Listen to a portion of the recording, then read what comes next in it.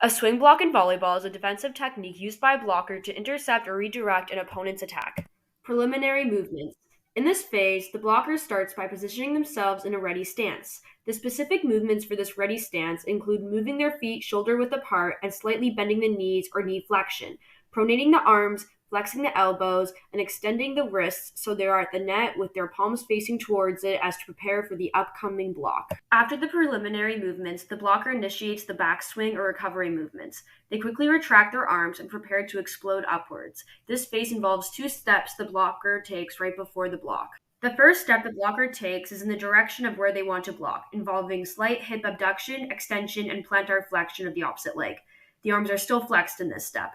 In the next step, the opposite leg, the leg that is extended, takes a step forward, involving knee and hip flexion. The opposite leg is now extended and plantar flexed. During this step, the arms are extended behind the person in a swing-like motion, involving the shoulder extension. The leg that was just extended flexes and steps in front of the other leg, and the body now faces towards the net. Both legs are slightly flexed and are ready to jump up for the block. Arms are still extended backwards and are ready to be swung above the net to make contact with the volleyball. Force-producing movements. This is the explosive phase where the blocker is now in position to generate power to jump and reach the highest point.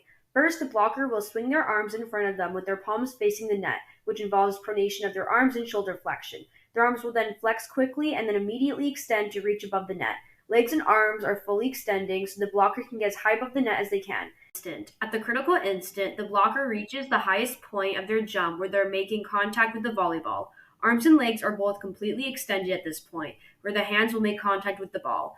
They will pronate their hands and flex their wrists to push slightly over top of the net with their fingers stretched apart to gain as much surface area as possible so there's a higher chance of making contact with the ball.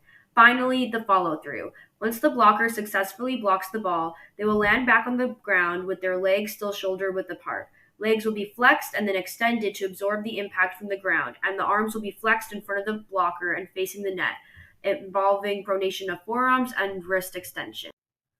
Remember, each phase requires proper technique, timing, and coordination to execute a successful swing block in volleyball. Practice and training can help improve these movements and enhance your blocking skills on the court. Thank you for watching.